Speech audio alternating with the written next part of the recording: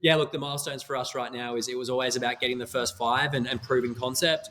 5 to 50, 50 to 500. We think that's achievable in the next kind of 3 years, at least have the runway for that.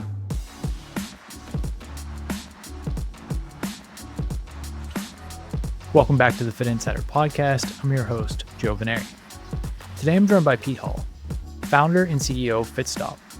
In this episode, we discuss the company's approach to social strength training. Pete shares how his journey from motocross to personal training inspired a global fitness brand. Plus, we talk about redefining functional fitness, building community through team-based workouts, and launching in the US. Let's get into it. The Fitt Insider Podcast is presented by EGYM. EGYM's smart fitness ecosystem is transforming healthcare through exercise. Combining strength equipment with AI-powered software and corporate wellness platform WellPass, it's leading the shift to proactive preventative health. Learn more about EGYM's intelligent workout solutions at egym.com. Hi, Pete. Welcome to Fitt Insider. Thanks for joining us. Thanks for having me today. Yeah, lots to talk about right from the top. Why don't you introduce yourself and tell us about Fitstop? Yeah, easy. My name's Peter Hull. I'm the founder of Fitstop. I've been fortunate enough to go from a personal trainer, a washed up athlete, to now leading a global fitness brand. We're 165 locations across 4 different countries. We've really lent into social strength training, influenced by group fitness and community, and genuinely getting results for people. So I've loved being in the functional fitness space now for over 13 years and just excited to be in the US now and launching our brand. Right from the top, you mentioned what I think is the more interesting things about what you're doing is this idea of social strength training. How do you define it? What is the kind of philosophy around the programming and methodology? And then how did you build the entire concept basically around that? Yeah, so I'll rewind my story. So when I was in my early 20s, I was chasing the dream to be a professional athlete. I was trying to be a professional motocross rider. I actually can't catch a football. I'm not good at team sport at all. But at the age of 21, I had my first knee reconstruction. I tore my ACL. I actually didn't do the rehab properly. I didn't probably see the right physiotherapist or surgeon. I was probably too arrogant at that stage that I thought I knew better. Turns out I didn't. And within 6 months, I had torn my ACL again. So I got back on a bike, tried to go racing again. Probably just a little bit young and dumb. At that stage, my surgeon told my mom and my family that I should grow up and get a real job. So instead of growing up and getting a real job, I became a personal trainer. And I fell in love with working purely with athletes, but more in that kind of extreme sport world. I think team sport were always very supported by a really strong S&C program and nutrition and I guess collaborating together and feeling like they had support. Whereas motocross, BMX, triathlon, that was my niche. So I started working with athletes again back when in my kind of early 20s. And I developed out a very simple, basic methodology around a typical S&C program to make sure that they could hit 3 sessions a week that was focused on 1 strength session, 1 metabolic conditioning session, and a cardiovascular endurance session. They were designed to help them get better at their sport. And motocross, BMX, it's typically not an on and off season like you would see in football. It's like all year round. So I developed a program that was actually a 12-week program broken down into 4 3-week phases that could take a athlete on a journey without getting burnt out, but constantly see progression.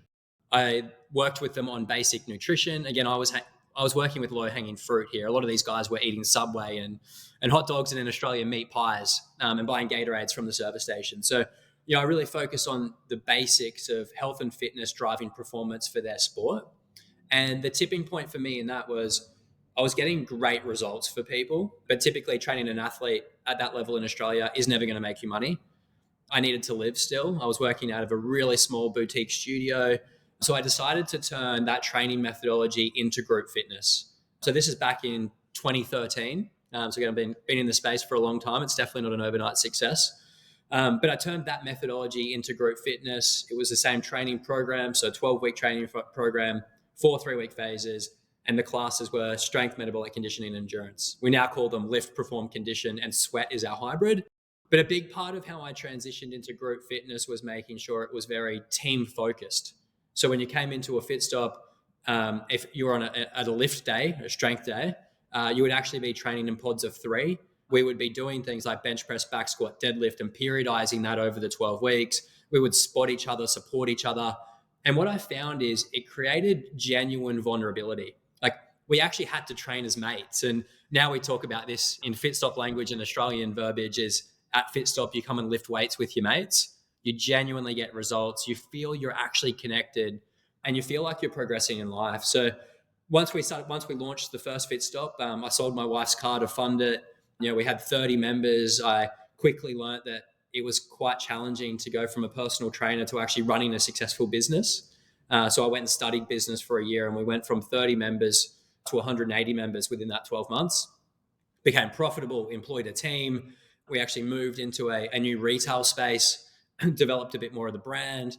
And I'll just touch on the word Fitstop. In motorsport, it's called a pit stop.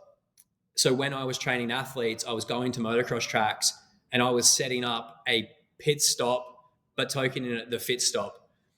So when we started to launch the brand, it was really taking that heritage around performance training, but we really wanted to be a safe and secure place that people believe they could come to Fitstop as their fitness pit stop and genuinely get a result, trust the program, collaborate with like-minded people.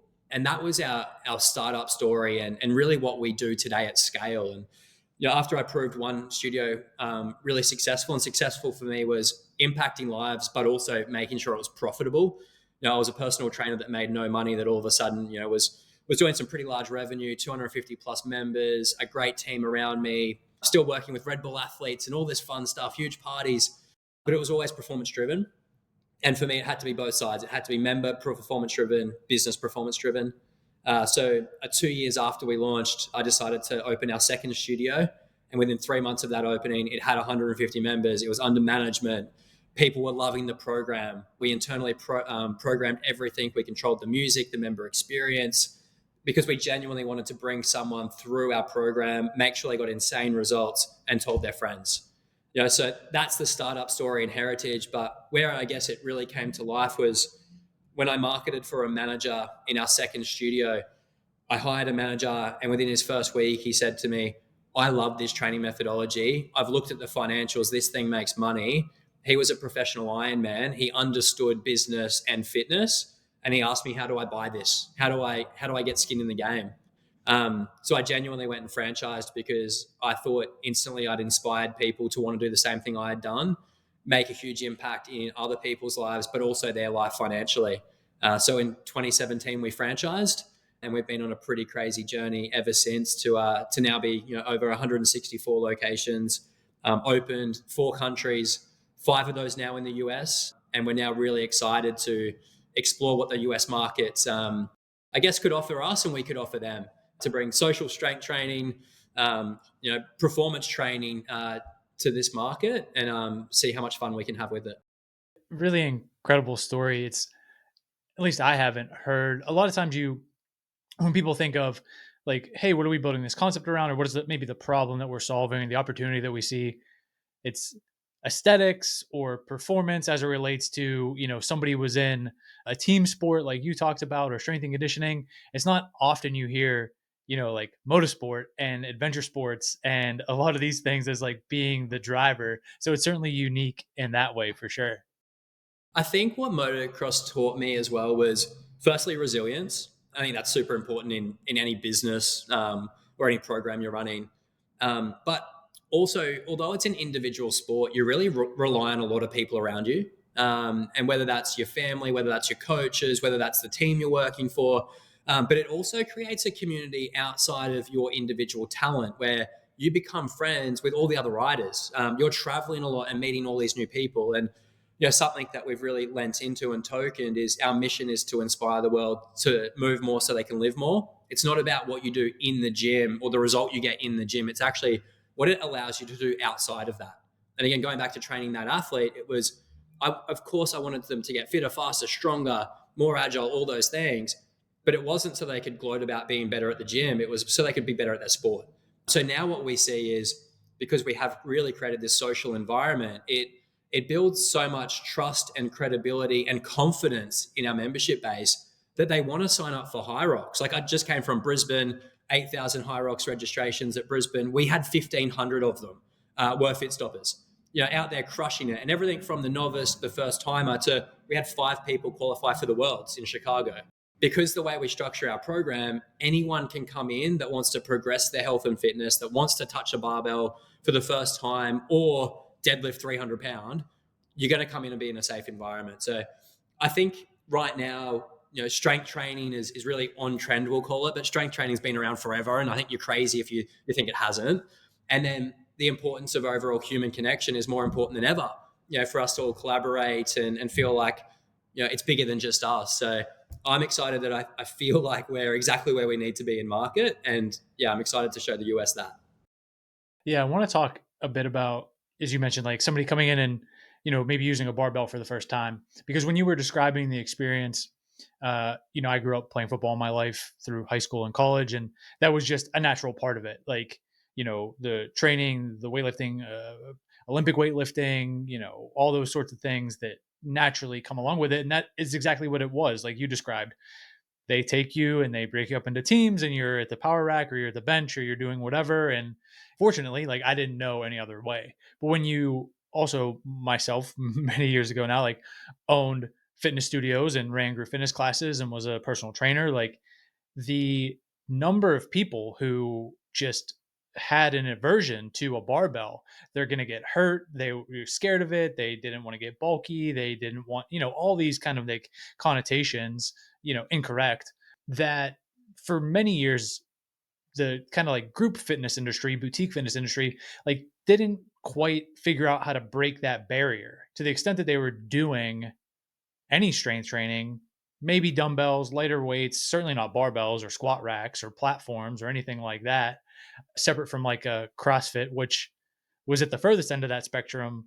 It was dangerous and was a little intense and did put off a lot of people. So was it like a thoughtful, we are going to teach people how to use a barbell, or was it just a natural, hey, let's take what I'm already using and adapt it for this group setting? No, I think when we started, it was very much how do we put people in an environment that they feel safe, but they feel also educated.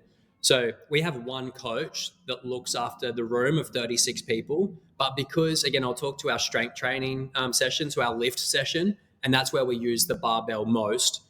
You'll be in a session with 36 people, but you're grouped up into a team of 3. And then there's different stations around the room. So a typical lift session will be 4 stations around the room, and you'll be at the station for 9 minutes each. And the difference with Fitstop, and it still blows me away that others aren't doing this, and hopefully they don't keep doing, they don't follow us, but you'll be at a station for 9 minutes. So myself, yourself, and let's say Anthony, we're all at a station for 9 minutes. That station might be as simple as working to a heavy set of 5 on bench press. There might be some ring rows for a set of 10. And then the third person's either spotting, resting, or stretching.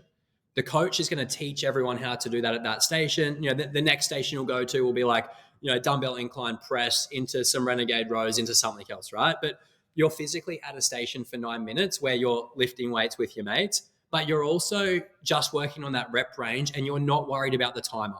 It's at your own pace, lifting your own weights. So I might have had an injury or just finished high rocks. I'm coming in and I only want to lift maybe 20 pound on the bar each side. Maybe, you're feeling fresh and it's towards the end of the program and you want to hit a PB, that's completely fine. But you can really tailor the workout based off the overarching program to where you're at right now in this session. And I think that's the big difference for us. It's not going in there and destroying yourself every session, every station. It's not about achieve this many reps in this time and then move on and be flustered.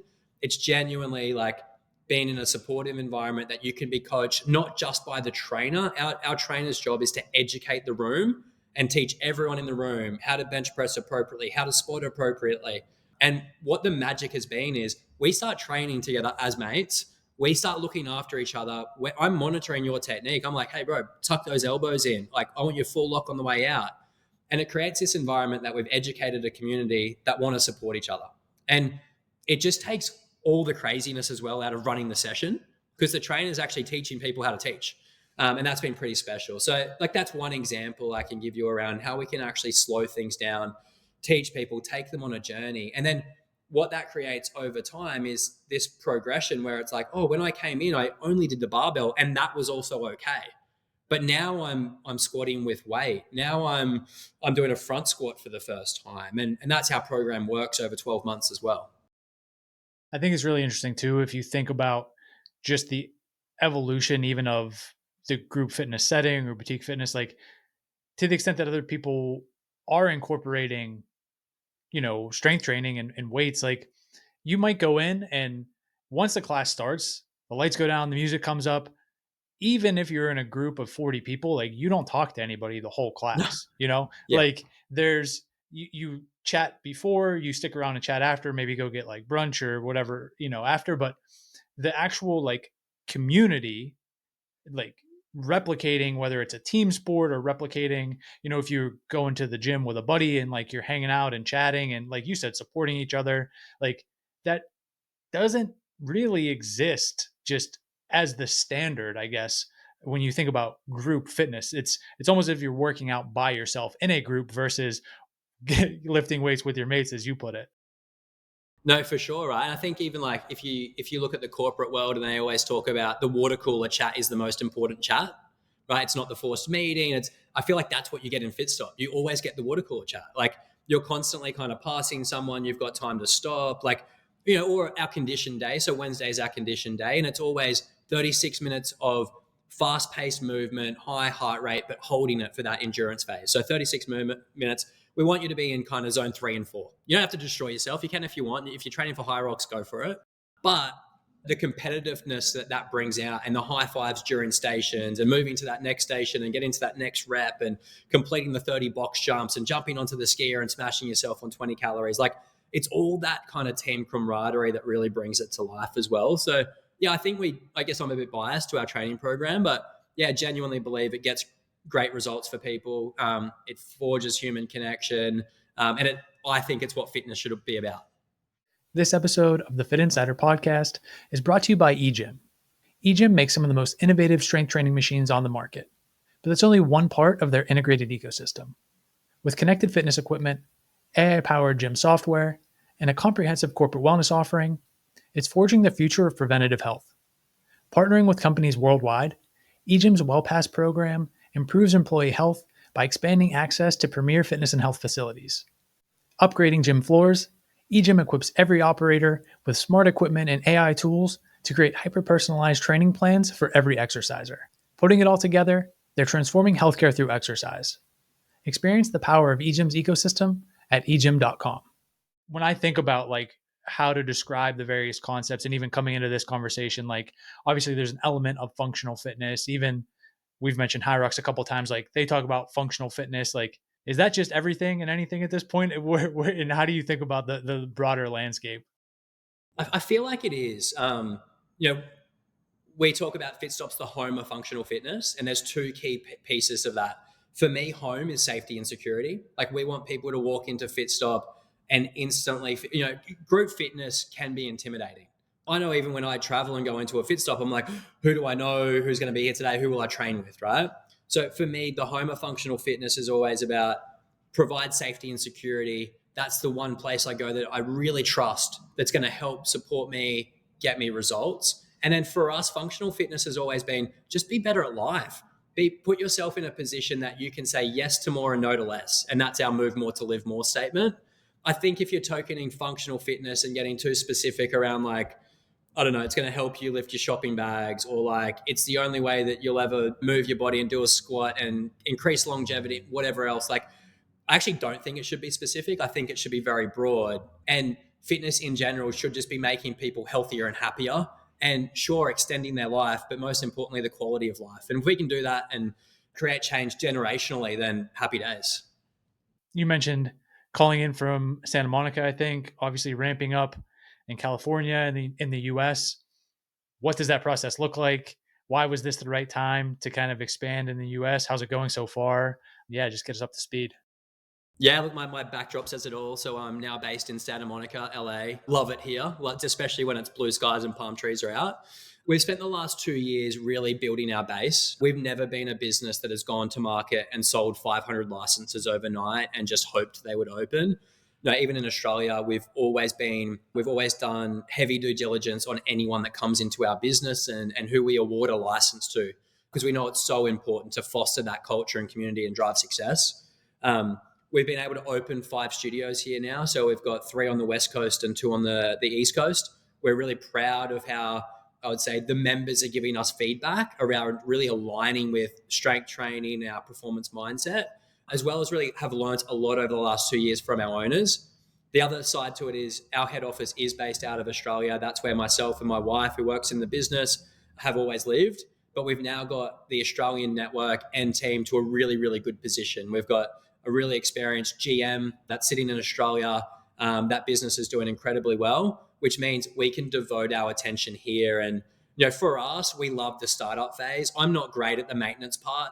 I'm not good corporately. Beck, my wife, is much better at me at that, but she leads the development team internationally. So we also know who we sell to in very early stages in the US is key to our success. So coming through that funnel, meeting with Beck, understanding more about us as a fitness franchise and how this is overall a perfect partnership to drive growth and scale and leave a legacy is super important to us. And I think unless we were ready to go all in on it and burn the boats, I don't think it would get the level of success that we think it truly can have. So yeah, state of play is we've got a small team. We've still got a team of 4 full-time in Santa Monica. We've got a team of 22 back home in Australia.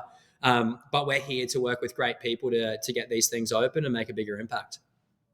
Obviously, you're taking the time to do things right and do your due diligence and really kind of work hand in hand with people. But in terms of how you think about this unfolding, what does the playbook look like? Yeah, there's 2 prospects or ideal Fitstop business owners that we really look at. The first one is, I guess, me. Rewind the clock. 10 years ago, I guess if I had have come across a business system that I aligned with the training program, I could build out a financial model that made sense and made money for me. I probably would have done it because I know what it takes to build a brand and business. I know the investment we've put into this. So I'm really passionate about helping me 5 to 10 years ago. So someone that's in the space, that's got a bit of capital behind them. You need to put skin in the game. You need to sell your wife's car and do all the things to make this work. But I want to help people scale as well. And that's what we've seen in Australia. We've seen, location studio managers go from, a manager to a Fitstop owner to a multi-unit Fitstop owner to buy their own houses, to get married, to do all the stuff that, Beck and I have been able to do in this space. The other side to it is a sophisticated investor that is very passionate about fitness and the byproduct of fitness within a community. Again, we've done this really well in Australia where we've got, people that have bought regions, bought multi-units straight away, and then have been able to invest in employing the right teams and giving great opportunities to personal trainers and managers to really own their community. So we're taking the same approach here. Obviously, we know the US is a massive market. We are starting in 3 key regions. So at the moment, it is California, it's Philadelphia, Jersey, and then it's Dallas. California really being LA down to San Diego. That's really where we're speaking to people at the moment, but we're really open to any region with the right people. It's got to be people for us that are going to represent the brand well, bring their own, I guess, trust and credibility, take our systems and processes and set it on fire. Has there been, or maybe what have been the biggest kind of differences, transition points from Australia to US, navigating that, just whether it's getting accustomed to identifying the right people or even, getting familiar with the territories, like those sorts of transitions? How have you navigated that? I think Australia, when it comes to functional fitness, we actually have some really good brands in Australia and some really strong communities that have been created, I think, off the back of CrossFit. So touching a barbell in Australia is not foreign. It's actually for the masses, I think. And we live a very outdoor lifestyle. What I'm excited to bring to the US is that, like, how do we make sure we are, I guess, more active, more outgoing? We want to sign up to more things. But coming into this market, we did need to take a bit of a step back. We've been in the Australian market for 10 plus years. We've taken our members on a journey. We did need to look at the overall training program and make sure that we could really educate the progression and regression side. When we came into this market, it was very much, we want to be specific around what coach we're onboarding. And it can't be a trainer that's, just been around more of a cardio-based brand. They have to have that barbell education for themselves. But also, what is our training and induction program, our fitness accreditation looking like, so that we can take the DNA that we've learned and built over 10 years and plug it in and fast track that. So yeah, a big part has really been who we're bringing into Fitstop as a brand, but then how we're training and educating them to accredit them to then run a Fitstop and be a Fitstop coach. The other side to this has been we're using a lot more technology here. So there's a lot more content around how to get started at Fitstop, how to touch a barbell for the first time. In Australia, we're probably producing more content around how to hit a PB versus here it's like, how should you set your feet up before you touch a barbell to lift a deadlift? And then we've also really progressed the technology to enhance each of our stations with visual aid. So with screens, with more content around it. And that's definitely not to take away from the trainer, but it's just to help the flow of the room for the member experience in initial stages. So yeah, it's definitely still product focused and making sure we can execute on that. The rest of the business, from a business support structure, marketing lens, operational support, that's really a plug and play. And that's something that we're really proud of. Thinking about technology, both like what's happening at the stations in the locations, but also when you think about technology extending to personalization, maybe performance tracking, health data, what does that look like? And how do you think about integrating technology in all these various ways? Yeah, so Fitstop's always had performance tracking. We actually built our own technology from 2018 until only last year. We've recently actually moved over and partnered with Hapana, but we've taken a bunch of the IP we built out. So some stuff that's quite unique to Fitstop, firstly, is, again, going back to training athletes, it was do your 3 training sessions a week and then train for your sport. So in the Fitstop app, it actually gamifies you to do 3 sessions a week. It closes your ring, it pops with confetti, and it takes you from a rookie to a living legend. I don't know if living legend's an Australian term, but it takes you from a rookie to a living legend if you do 3 sessions a week for an entire year. Then we understand that you're going to really know intrinsically the program and how to progress your life. Then on top of that, we've got performance tracking. So all of our key metrics and lift, whether it's be your 5 rep max, your 3 rep max, your 1 rep maxes, or how many calories in 30 seconds, or your 5-kilometer run time. I know we need to convert that for the US, but there's performance tracking that we've had members do for the last 8 years, and we can see incredible change through that. And then the last one is in the app, we give access to nutrition. So all of your basic fundamentals around recipes, nutrition guidelines, how to really dial that in, whether you're the member that's training 3 times a week or you're the member that's training for high rocks. And then lastly, we actually publish all of our workouts in advance in the app. So the member can go through and review what's coming up, and they can be quite selective around what they want to train for this week and then what they're going to do outside of the gym as well. So yeah, for us, it's a very kind of cohesive platform that really just aids the overall performance we're trying to get for our members. Then the other part, when you talk about really building this in a comprehensive way, thinking about what they're doing, certainly outside the gym, the training, there are the other aspects, whether that's recovery, nutrition, sleep, like everything else when it comes to like really, as you talk about like living their best life, whether it's through partnerships, whether it's through developing your own kind of content. Yeah. How do you ensure that like you're supporting them in these other ways that can really contribute to their well-being? We don't offer recovery as such in our facilities. We've stayed very specific to this as our training modality. And also from a functionality standpoint, we always want to make sure the P&L makes sense, and it has to make money to make sense. Adding some of these modalities on really increases your break even and your CapEx costs. And we think that sometimes that can outprice you in the market for the business owner we genuinely want and how we want to scale. But what we do around education is we run a 6-week challenge twice a year. And that's a really big fundamental of education for us. So through that 6 weeks, we produce so much content, again, in app that it helps hold more accountability to your basics. How much, and then the member actually sets all of their own goals for it. So how much water you're going to drink every single day, how many sessions you're going to train or minutes of movement you're going to hit every week. What are you going to do from a nutritional standpoint using the recipes in app? And then we plug in a dietitian to hold seminars within that to teach you how to craft out your nutrition for what you're looking for. We typically, we have what we call our flexible online workouts in app as well. And we promote that they're to be done on a Sunday.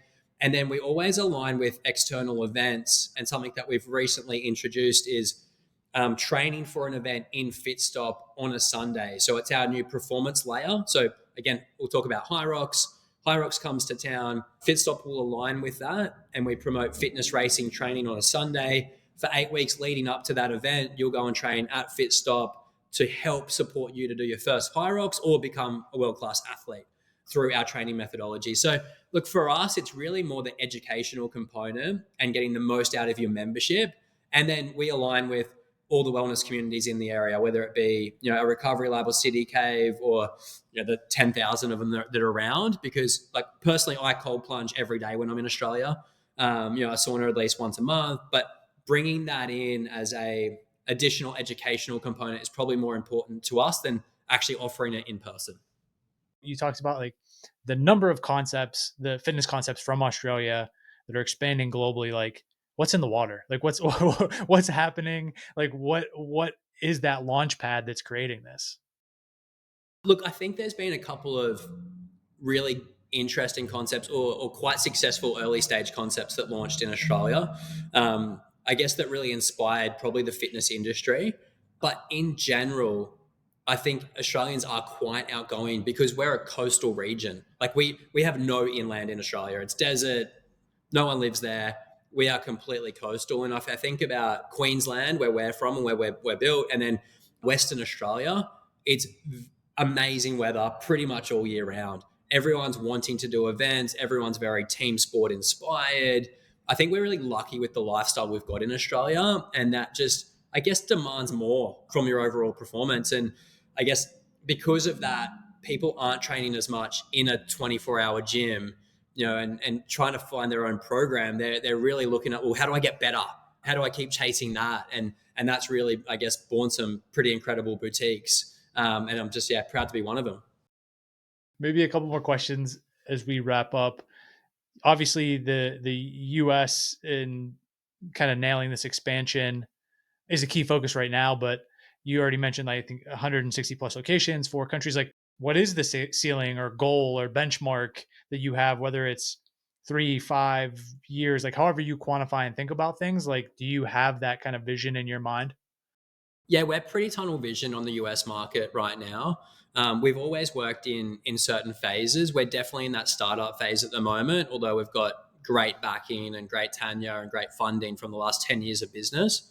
But we're really in that startup phase. And for me, it's really about getting to that first 50 and getting that first 50 done with really amazing operators that are going to take the brand and really help forge what we're going to be known for in the US. And we did the same, in Australia. The first 10 owners, then it was the first 50, and then it got to scale, and then it works.